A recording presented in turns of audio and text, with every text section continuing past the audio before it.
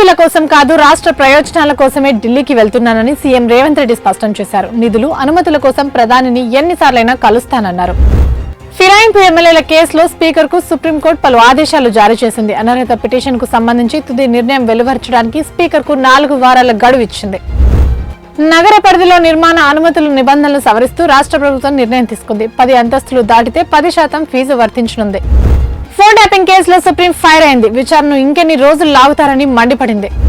Iran పై ఇప్పట్లో దాడి చేయబోమని Trump సంకేతాలిచ్చారు. నిరసనకారులకి మరణ శిక్షలపై టెహ్రాన్ మెత్తబడటమే ప్రధాన కారణంగా కనిపిస్తోంది. అంకెలు మార్చి చేస్తున్న మోసాలు బయటకు వస్తున్నాయి. ధరణి భూభారతి రిజిస్ట్రేషన్ లో మోసాలకు పాల్పడుతున్న ముఠాను పోలీసులు అరెస్ట్ చేశారు.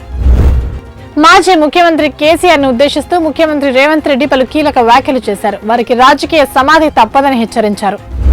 సంక్రాంతి పండుగ సందర్భంగా కోడి పందాలు, గుండాట, పేకాట రూపంలో ఏపీలో కోట్లాటలు జరిగాయి. 3 రోజుల పండుగ సందర్భంగా 2000 కోట్ల పందాలు జరిగాయి. ముంబై కార్పొరేషన్ పై మహాయితీ జెండా ఎగరేసింది. బీజేపీ నేతృత్వంలోని కూటమి 119 స్థానాల్లో విజయం సాధించింది. గ్లోబల్ ర్యాంకింగ్స్ లో హార్వర్డ్ వర్సిటీ డౌన్ అయినట్టు central for science and technology studies rankings విడుదల చేసిన జాబితాలో ఇది బయటపడింది. టాప్ 10 లో 8 విశ్వవిద్యాలయాలు చైనావేనని తెలిపింది. తెలంగాణకు భూములే అతిపెద్ద ఆస్తి. ఇదే విషయాన్ని India industrial land bank report వెల్లడించింది.